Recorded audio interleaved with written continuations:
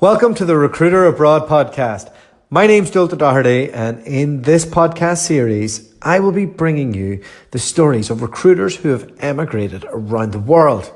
This week, I'm speaking to Stewart Cherry. Stewart's originally from Northern Ireland, and he heads up Oliver James's operation in New York City. So we talk all about that and his journey that led him to this point. If you're interested in getting to New York, you really want to listen to this one. He goes through absolutely everything that you need to know. And it's not all plain sailing. You know, New York is a tough place to move to, and you have to be prepared to really work your ass off to make it work. And he goes through it all. But those who do make it work, there's amazing amount of success at the end of the road for you. You know, the market is great, the lifestyle is great, but again, we have to stress, you have to go and work hard and you have to stick at it. And his story is testament to that. If this is the first time that you're listening to it, jump back in and have a listen to the other ones. We've talked about Tokyo, we've talked about Australia, and next week we'll be talking about Thailand. So hope you enjoy, guys. And if you do, give it a like and share and send it to a recruiter. And hit me up if you have any questions. Over to Stewart.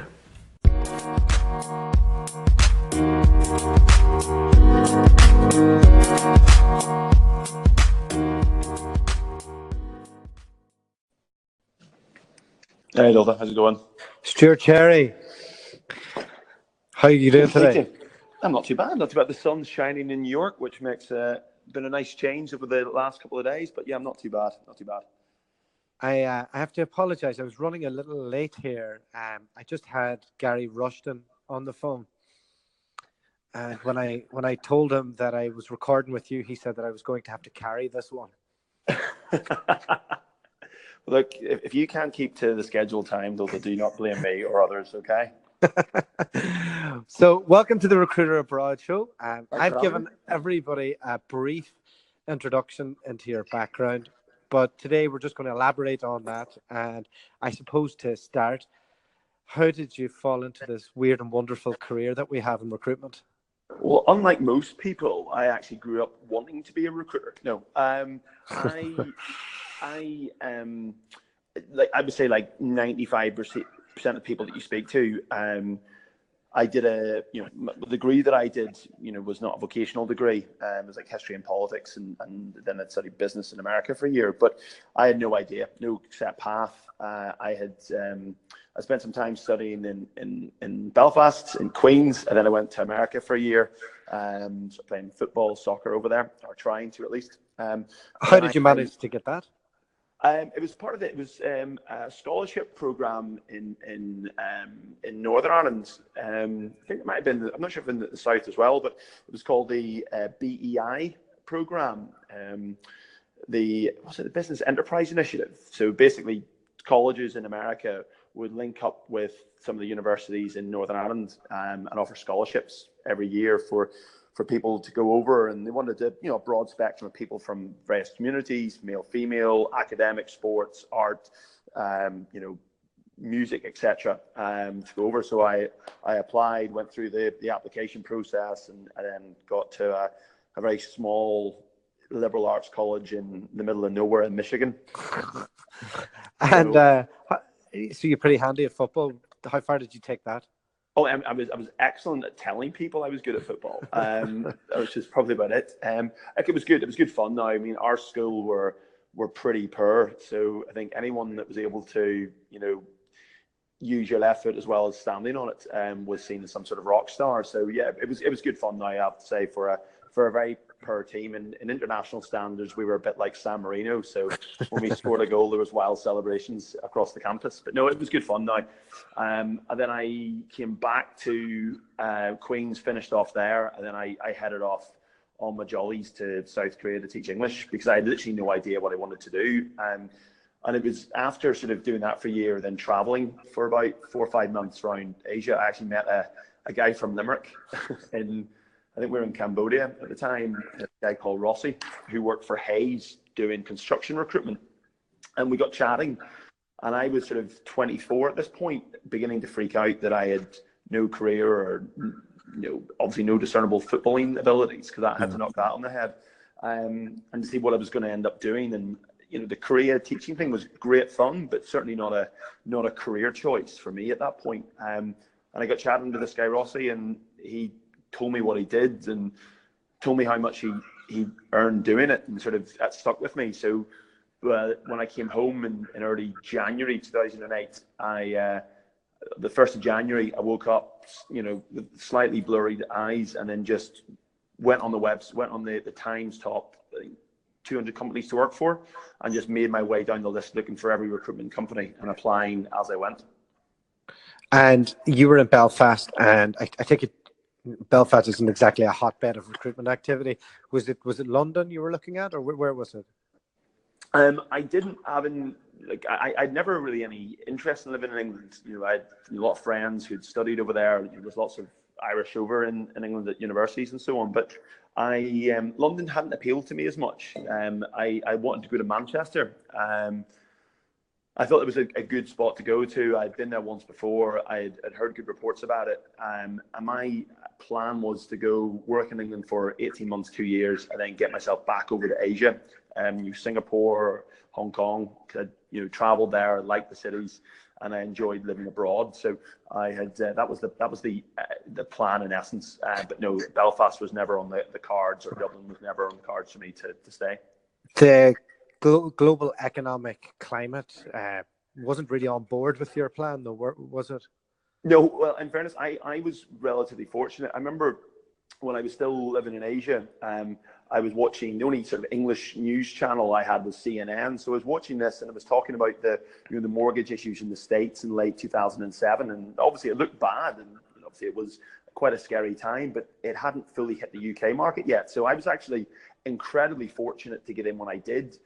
I started working with Michael Page in sort of March 2008, and I was very fortunate to get in at the time that I did, because they were still hiring. It wasn't really until August 2008, and obviously Lehman Brothers and everything that the ripple effects of that really sort of put the squeeze on things. And Q4 of 2008, all of 2009, and then with the UK general election in 2010. All those sort of factors, culminated in a relatively tough baptism of fire, getting into the recruitment world. What were you recruiting for at the time? It was marketing. So I did marketing within consumer.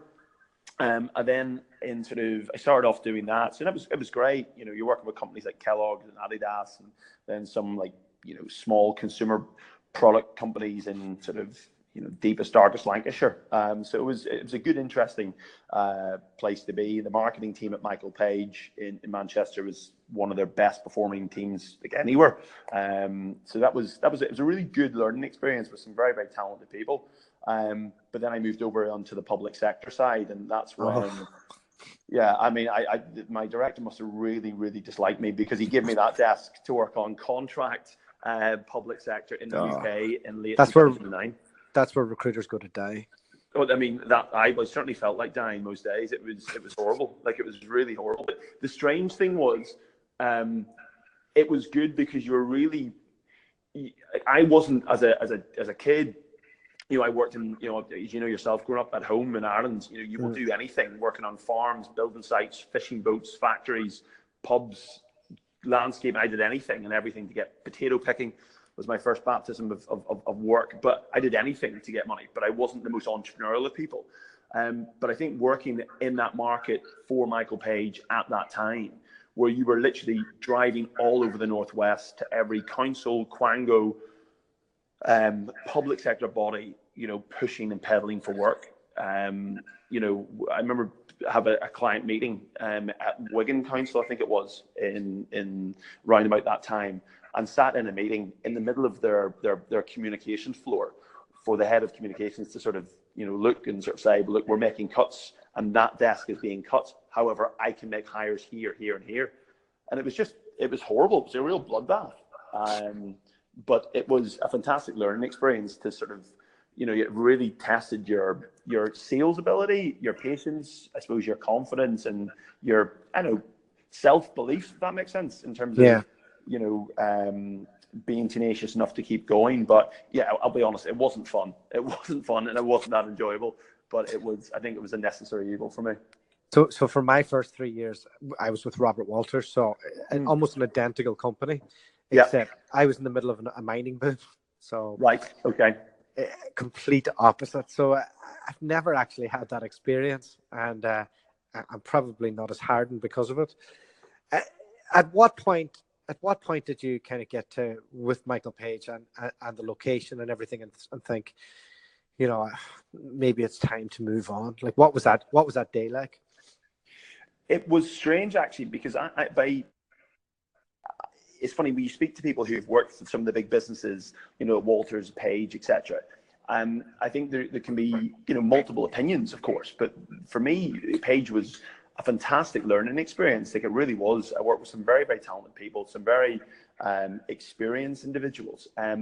But by no means did I set the world alight there. Like, I really didn't. I think I worked hard, I tried, I learned, but I was very, very green when I started my career in recruitment. And I don't think I was a natural at it, but I worked hard to improve and what have you. But the day I sort of realized that I wanted to go, I had challenges throughout my time there, and there was times where I'm sure I was maybe in firing line, at times, but we got through it, and some good performances as well. But it was the opportunity to one of my friends, chap called IK, who'd been my manager at Page, had moved to Oliver James about 9 months previously, and told me about the business. Now, Michael Page, a company fluctuated maybe between, 3,500 employees to maybe 5,000 employees, and Oliver James had about 30. And the day I decided to leave, it was tough. You're speaking to my MD, but it was a day of relief, I think, and trepidation to move into something new, where you were going from this huge international player to, a relatively bespoke boutique business in Manchester with an office in London. But no, it was a very exciting day, I'll be honest, and one that I do actually look back on pretty fondly. So you joined Oliver James, and what are the initial differences between working for a big business to working for a startup? Because working for Oliver James today isn't what it was in the first 30 people. So I'm sure, because you've just got there. It's a brand new company, nothing's set up. Like, what was your daily routine like compared to what it was at Page? No, I suppose when I joined Page, in fairness, OJ, in fairness, and I left from Page, like, Oliver James had been going for about 9 years at that point, but it had grown. The growth that we then saw thereafter was vast. I think by the end of 2011, we had 50 people, and then today we've got about 330. So the first 9 years was steady growth, and the last 7 years have just been explosive growth. But the day-to-days, I think the big difference for me was the contact you had with the key decision makers. We, as a business, we operate in open planned offices. And the two owners, Ollie and Jimmy, as we would refer to them as, they were there every day asking what they were doing. And you were, as a business, it was quite futuristic. We had, electronic boards up around the office with people's results. It was very...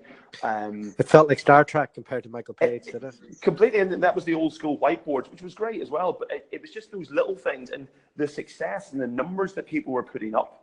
When I joined, I was amazed. Like, I was genuinely amazed. I went from recruiting, marketing communication professionals who, could be earning anything between 18,000 to, maybe 50,000 on a good day, to recruiting actuarial contractors who are earning £1,000 a day. So the difference in working in a regional market in the Northwest to, international or certainly London-centric markets was a big change in terms of culture and adapting. But I think the culture of the business as well, within OJ, when you joined, it was very difficult not to be impressed by the level of ability, the level of success that people were having. And I think that took me by surprise, I think, initially, but very quickly, when you're in that environment, you try to embrace it. But the day-to-day was just, we're a headhunting business. We weren't getting, jobs thrown at us. So, you had to really work the candidates incredibly well. And And that was a big difference. In Page, because they're, years and years and years of success and their high reputation, candidates come to them. Even within OJ, like where you also have to be careful who you headhunt when you're at a business like Page, because they have agreements with everybody. Precisely, and I think even with OJ, now the business is different to what it was, but the just how prolific people were at calling people up at their desks, experienced, high earning individuals, and getting them to move from a permanent job, maybe earning 150K a year, to go contracting. The head of contract used to say, like, do you want to be a millionaire in 4 years? Because that's the money you could earn. When we were pitching to candidates to move from permanent to contract. But it worked, and it was just a fantastic time to join, and certainly the right time for me to try something different and push myself. And when you say when you began your career, maybe it was something that didn't click into place quite quickly. Yeah. For some people it does, right? Some people just get it. What would you say the core differences are there in somebody who does get it and somebody who maybe has to learn it over a long period of time? Can you recognize that of people? Or I think you can just get that just that vibe and that sense. And I even remember my first training session at the Core 1 at Michael Page in maybe May or June 2008. I was in a room with these other people, and some had come from sales, some had come from recruitment, some had come from real estate, some had come from teaching, the whole background. But just there were certain people there that I looked at in awe because they just got it. They spotted angles that I wasn't getting. They knew the pressure points to put on. They understood the complexities of things quicker than what I did. The younger start that you went into it may have made a difference on that, though. Yeah, true. I mean, again, I had never worked in an office environment before. I had gone from teaching in a school, to in Korea to that. So it was such a contrast. But yeah, you definitely notice it. I think it's like the 10,000 hours thing. That practice. And you look at someone. I don't even in sporting terminology. You look at someone like Ronaldo or Messi. For me, Messi just has it. He was born gifted. Obviously, he's worked incredibly hard, but he's just born gifted. Ronaldo maybe on a certain sense has had to work for it and work for it and work for it and work for it. And I think that's similar to people who don't get it necessarily, but if you put the work in and are a sponge and try to absorb as much information as possible and then apply it through trial and error, you can obviously be a success. It just takes a longer time to kick in than for others who are probably just natural born salesmen and women. Yeah, I think a lot of it's timing as well. Timing of entering a good market at the right time, timing of entering a good desk at the right time. But I think as well as that, it's to do with your confidence. We work in an industry where so many people are their performances are driven by how confident they are. And where and you're absolutely spot on. I think so much of that is dependent on the desk you go into, and I think certainly that helped me when I joined Oliver James. Like the three people on my desk were three of the best billing consultants in the UK. Within actuarial or within insurance, they had crazy numbers of contractors. They had crazy numbers of billing. What were the things that set them apart? I think their ability to spot angles, and that could have been from convincing clients, hiring managers, directors, chief actuaries, etc., that they need contractors. To be able to understand their projects and to be able to, as I say, talk about the pressure points, where are the areas of weakness, where do they need their ability to magic jobs out of the air. But that was only based on their ability to find good talent. And that's the thing that sort of, stuck with me. It was their ability to manage the egos of people who earn a lot of money, because I hadn't come from that situation. And to convert them into contract, to put an opportunity to them that was attractive, because the actuaries are in short supply, and contract actuarials are even shorter supply. They're in such demand. And every single one of them has 3 or 4 offers at any one point in time.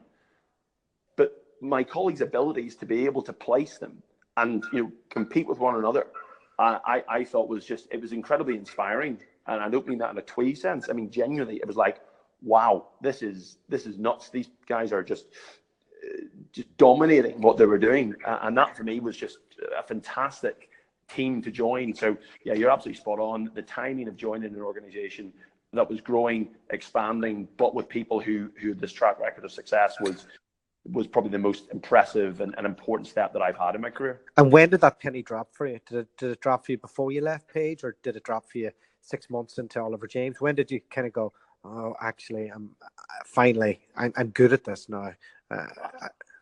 Yeah, I would have said about maybe 3 months into my time at OJ. Certainly not when I think I took confidence when I left that there was a business out there that wanted to utilize your skills. But I think maybe 3 to 6 months into my time at OJ, I was like, you know what, I'm getting this now, and things are beginning to fall into place. And you were just trying to keep pace with the people around you. That was the big thing. You were like, hold on a second. These are their expectations, and this is what they have done, and this is the level that they've achieved. I need to keep pace with that. And that for me it doesn't happen overnight. But the fact that when the penny did drop, it was fantastic. But I think, like most people, you don't sort of realize. It's only, retrospectively in hindsight, when you look back, that you sort of realize when it was. But at the time, you were just going through it, and okay, a deal came in, a second deal, third deal, headhunts, jobs, meetings, all those things just began to flow. And you didn't really take the time to notice it. It just was natural, it was instinctive, and you just went along. And so you've lived in Manchester, you've lived in London.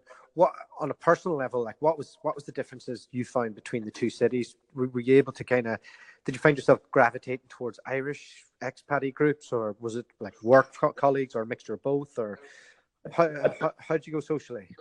A bit of both. I think Manchester is a fantastic city. Like, I really do. Like, I love London, and it's a great place, to spend your time. I didn't spend as much time in it as I could have done. But Manchester to me just had everything that you needed. You could earn, if you were doing well, you could earn London salaries, but be based in a far inexpensive place. It was a really good size city. There's a lot going on. It was a young, vibrant, place to be. I gravitated initially, to just my work colleagues.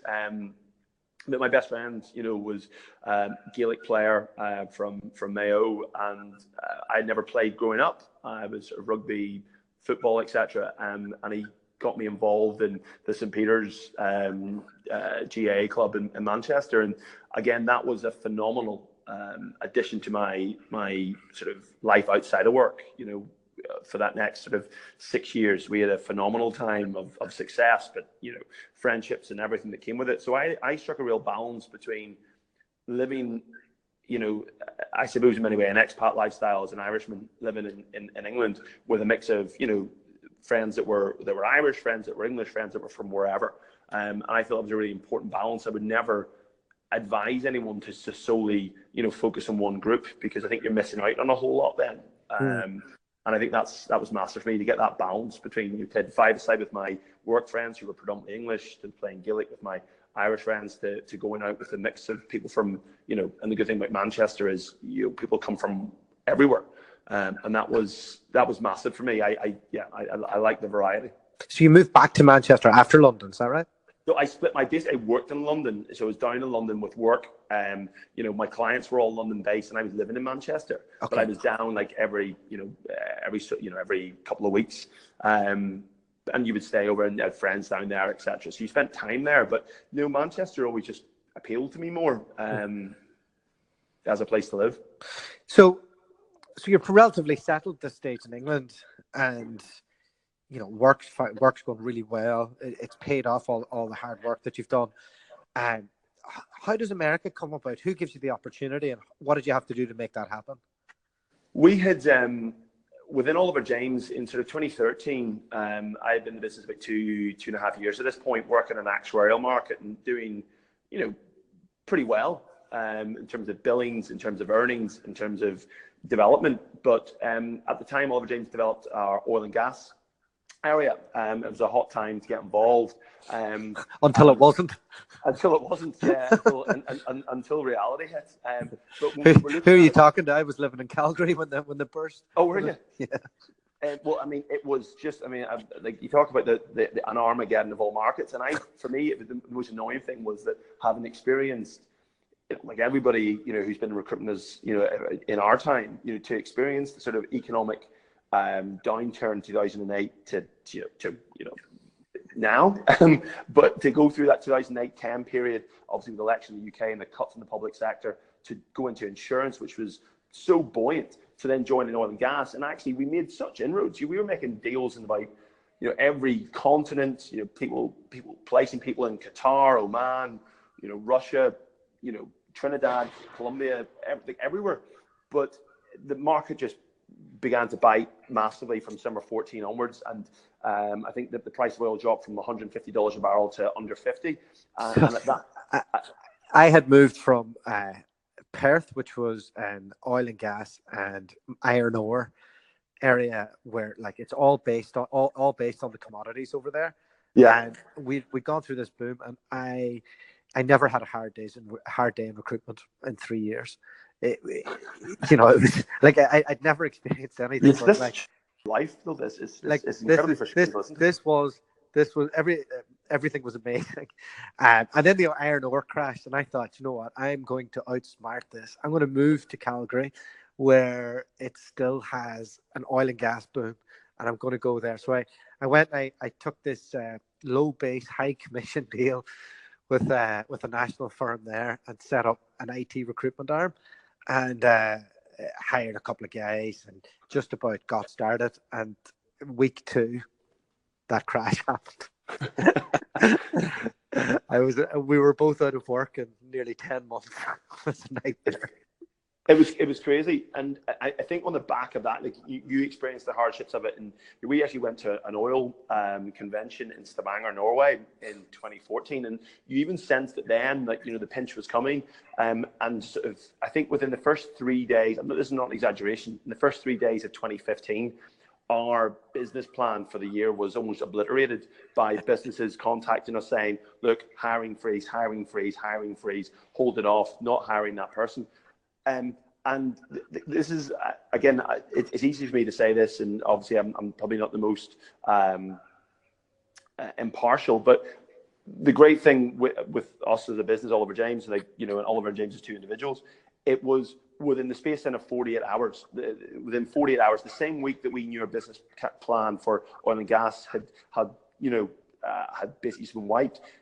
Within 48 hours, we made the decision to open up New York and to focus back on our bread and butter of insurance or finance within the core markets. And we made that decision literally, as I say, in a space of a few days. And then we built that up.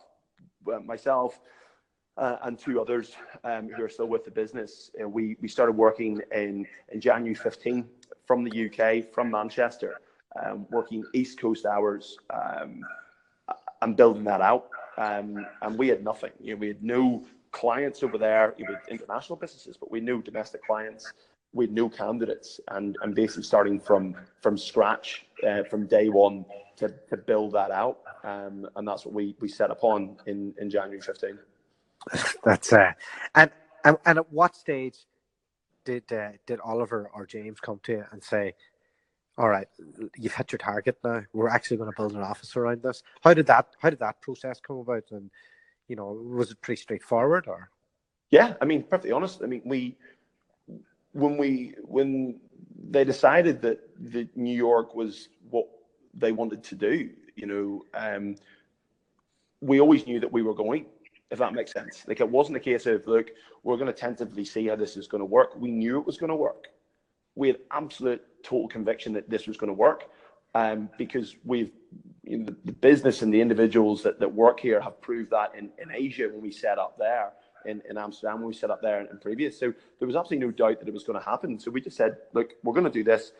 We're going to work out what date we're going to go over, as we go. But I would say within the first 6 to 8 weeks, we knew roughly when we were going to be on the ground in the States, and we went about that accordingly.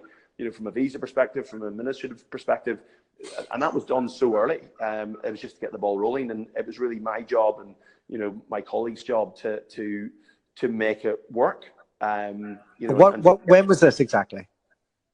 So this was we decided to open up New York or to at least start the US business in January 2015. We decided a date which was going to be October of that year. So October 15, we came out here, and basically from January through October, we were working in the UK. I came out for a couple of visits, but basically that's what we were doing. And what were those initial few weeks like for you? Did you get a serviced office? Were you able to how did that process go? Was this like a dream come true for you? Have you always thought about New York, or?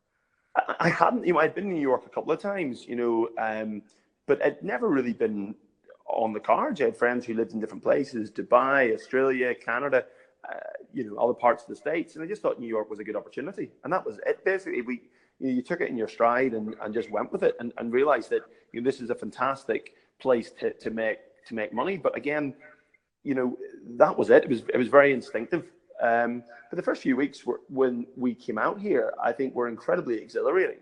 You were so excited. We came out with 6 of us in total.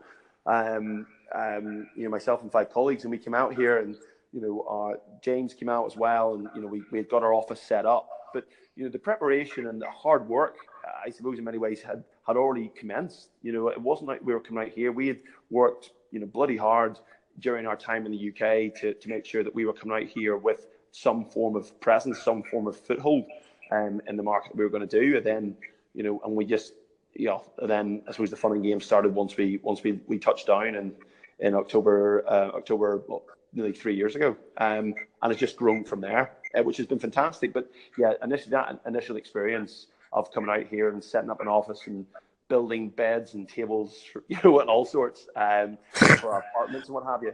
I don't know if I'd do that again in a hurry, but it was a fantastic experience, and I think one that for the people that are here and that have worked through that, an incredible one of bonding and sort of bringing people together. It was phenomenal.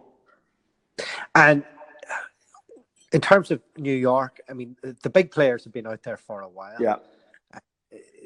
S3 are probably the only ones that scaled out of the big players. Yeah. And then there's a few others then that have really been able to grow an office there. Have you seen that the amount of UK recruiters that are in New York grow over your time there? Have you bumped into lots of them, and is that an active social scene that happens there, that like it does in other expat cities with recruiters? I think so. It's like in Manchester, it's funny because Manchester, I suppose outside of London, is like the mecca for recruiters in the UK. So in a bar on a Friday night or a Thursday night, you were standing there and it was like gunslingers in a Western. Yeah. You start looking at each other, but there's not even really that much of an acknowledgement. You just know each other are there and you sense the presence. Like a scene from Anchorman. Exactly the scene from Anchorman. Yeah, just don't touch the face or hair. But it was like that. But you know what? It's strange over here. I think certainly in my time, so the 3 years we've been here, we've seen more businesses come out, set up, smaller shops, and try to build accordingly. And we speak to people because let's be honest, it's a competitive industry, but I think what goes around comes around, and if you can, you bounce ideas off your competition or your peers and other businesses and get an understanding of it. But yeah, we definitely see an increase in it in our time here. But I think so many people suffer the same frustrations and challenges. I think there's a real commonality with that. Mm. And socially, what does your social scene look like there? Again, has sports been the thing that you've used to meet people outside of work? What part of the city do you live in? And what's your life like there? It was good. I mean, it's there's so much to do in New York. I grew up in a small sort of fishing village where you were surrounded by trees and fields and mountains. And people say to you, "Oh, have you gone out and explored? Have you climbed this mountain?" Yeah, maybe not. Sometimes you do, sometimes you don't. And New York is something like that. You get so many shows and music events and things to do and see. You don't always take advantage of it. like you should, because there's just so much going on in this city. Like, it's incredible. But absolutely, sport's been a key part of that. Of course, socializing, drinking, eating, those things are an abundance here. I don't think there must be more bars in New York than really any other place in the world. It's insane. But yeah, playing likes of five-a-side, colleagues I work with play like rugby union, rugby league. There's a real there's a good expat lifestyle out here, but I think it's very much interwoven with just living with Americans and living with people from a variety of other countries. But yeah, sports is a massive thing. Gym culture is very big here. There's an abundance of types of gyms and classes and boxing and CrossFit and all sorts of things that people can do here, yoga, Pilates, etc., etc. So are you getting massive in your spare time? Are you? I mean, I was, but that was mainly down to the eating and drinking. So I'm just trying to streamline now, for the summer and so on. Because I'm not getting any younger. So I think if I need to do this now, otherwise I'm going to go down a very bad path. But no, it's great. Yeah, but it's a very, very active city, which is I think it's really helped. Like, it really has helped. And there's always stuff to do, like brunches and Saturdays and Sundays are a huge thing. But I think it's important to get that mix. You've got some fantastic places around you. You've got about an hour outside of the city, you can go. There's lots of places to go out. From a nature perspective, you've got obviously 3 airports in close vicinity. So if you nip away for a weekend or go away for slightly longer, you've obviously got someone living in London or Dubai, you've got the accessibility of that, which is fantastic. But yes, it's a great place just to be based, I think, for a period of your life, at least, anyway. And I think I went there, and my friend was working for Hayes, and his missus was working for S3, and I went there and had a bit of fun with him, and they were doing all right on that. But they said, look, you're not going to get rich in 18 months here. This is an expensive city. If you want to make money in New York, you have to commit to it for a while. Would you agree with that? Oh, absolutely, 100%. And I think the problem you get with a lot of people, and there may be people listening to this, and the people that you speak to on a day-to-day basis, as I know this is the being of your life. People can look at New York in a variety of ways, and one of the ways I think it's in my position, you have to stress this. Is this a life experience? Yes, it is. But I think if you want to have a fulfilling experience here, it can't be a 12 to 24 month life experience. I think it is something that you do need to invest 3, 4, 5 years in to really get the most out of it. The most out of it financially, the most out of it personally, the most out of it professionally, because it doesn't come easy. It is a challenging market. There's some fantastic competition out there. I think there's it's a different way of working from a recruitment standpoint than maybe the UK or Australia. And I think people can you jump into that? Yeah, certainly. I mean, I think it's very, very HR led. It's very, very much HR led over here. And listen, I'm saying this, and there's multiple different industries and disciplines and sectors, and they will all have their idiosyncrasies, and they'll all have their challenges that are unique to them. But I just think I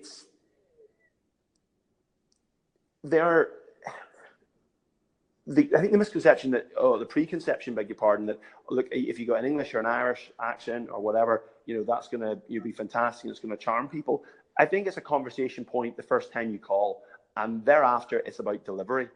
And I think in New York and certainly even across the States, that's the key component here. It's your ability to deliver and back up all your sales and recruitment bluff that you come out with. And I think that's a key thing. Now, I know that's probably with any market, but I find that people here are incredibly picky. They're very selective with who they hire. And they really, everyone is wanting the best of the best. And I think with that, especially if you're new to the market, that takes a heck of a long time to get your head around what looks good and what doesn't. And we sort of laugh about it, in the office when we're looking at various candidates, and people that we thought, 2 years ago, we're like, why is this person not getting an offer? They're getting interviews. Why are they not getting an offer? Well, now we know why. And I think that evolution of your and progression of your candidate pool, of your market knowledge is fantastic, but it does take time. It really does take time. Yeah, the things I'm always told is that you have to be super niche. Yeah. And when you say it's very HR led, it's not really like Australia in terms of if it's HR led there, you could put up a job ad. And if you have the relationships, you'll definitely get the candidates. There's much more high level, hard headhunting that goes on in your market, isn't there? Well, that's what we do. I mean, I think that's where we have been able to hit the ground running so well in New York. We were coming over here, we'd been in the city, as in, physically moved over a week, and then we were at a conference in Texas. And bear in mind, I'd never been to Texas in my life. I never met any of these clients, but we had spoken to them. We had headhunted some of them. We had engaged with them. We had placed with some of them. So we were going in there being completely new. No one, a lot of people wouldn't have had a clue who we were. But then we had these individuals who did know, who we were familiar with. And that only came about by headhunting and by being persistent and incredibly committed to speaking to as many people in your market as you possibly can, and learning from them. Learning, how do they work? What are their challenges, struggles? What do they not like, et cetera, et cetera. So, every business and every individual has their own particular style, but the headhunting piece is certainly one that has been successful for us, not just in America, but I think globally. Okay, so one final question, which is kind of a couple of parts. But what advice, firstly, would you give to UK recruiters and Australian recruiters looking to make the move? What advice specifically, if some of them do get a move, what then would you advise them in order to be successful? And finally, just what's going on with the business right now, and how can they reach out to you? Okay, good stuff. Well, you made a cardinal sin there. You've asked multiple questions in one question, which as a recruiter, you should never do. However, we'll look past that. The advice that I would give is, and I'm mindful of not to contradict myself here, but one, really think about it. What are your motivations? Why do you want to come here? What is your end goal of moving anywhere? But particularly New York, because of the challenges that you've alluded to. It's an expensive place. It's a busy place. It can be quite a lonely place at times, and it's a very competitive and hard working environment. But what are your motivations? I think that's a key thing for me. It could be a life experience. Fantastic. If it is a life experience, brilliant. But how long are you prepared to do that? How long are you prepared to commit and actually make something work? Where are your levels of tenacity? Where are your levels of persistence? And you've really got to ask yourself why. First and foremost, why do I want to move there? And it can't be any sort of Sex and the City, crazy view, because it just doesn't exist. Sarah Jessica Parker did not live in that apartment on that wage. There's just no way she could have. She wasn't making 100 BD calls a day. No, she wasn't making 100 BD calls a day. Absolutely not at all. She wrote one article a week, I think. So there's just no way she could have done. But I think that's the big thing. Know why you're coming, and I think. But once you get that, once you're comfortable as what your motivation is, do it. It's a phenomenal place to live. It's a phenomenal place to work, and it's a phenomenal place to build your career. Like, it really is. You look at the size of deals, you look at the client pool that's here, you look at the recruitment market that is here. This isn't some sort of new age Christopher Columbus style exploration, but it's fantastic. It's a fantastic time to be here. Us as a business, Oliver James, we grew from 3 people in the UK. We got 6 people. We were 6 by the time we got out here. We're now up in the mid 30s, 34, 35 people. And we are growing. Now, we want to grow fast. We want to grow, efficiently.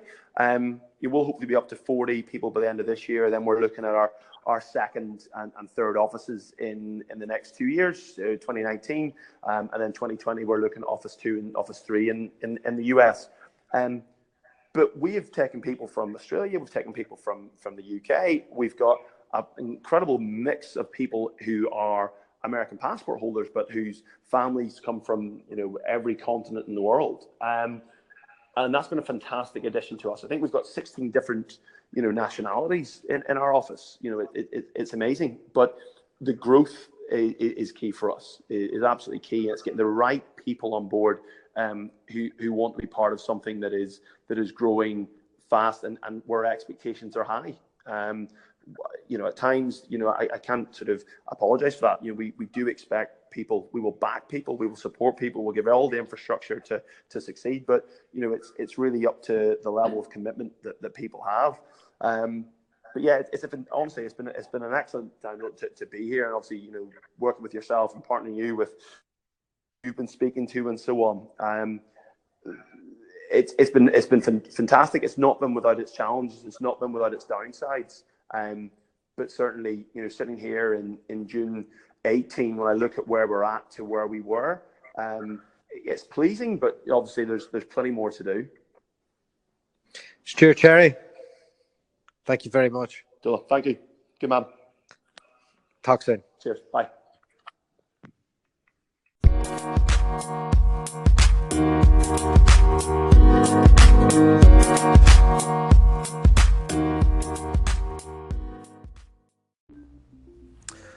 Well, I really want to thank Stewart for coming on and sharing his experiences.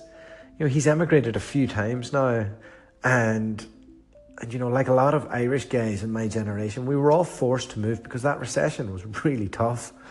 And he's really made the most out of it. He got the Asian experience, went to England, worked his ass off to get the opportunity to go to New York. And then he's really building his life out there now. I liked how frank he was about how hard it is to be successful. But those who work hard and get the right opportunity and commit to it can make a lot of money, and it can be absolutely career changing. So next week, we're going to be speaking to a guy called James Hine, who is living in Thailand, and he's doing recruitment out there, and he's loving it. So hopefully that'll be a bit of a change of pace for you. I know I've brought on a few Irish guests now. It's not deliberate, just it seems we like to travel a lot. So hope you're enjoying the show, guys. And if you are, please give it a like and share and send it to another recruiter. And you know where I am if you want to ask me any questions about it, or you want me to invite anybody on, or you want to come on yourself. Reach out to me on LinkedIn. Thanks.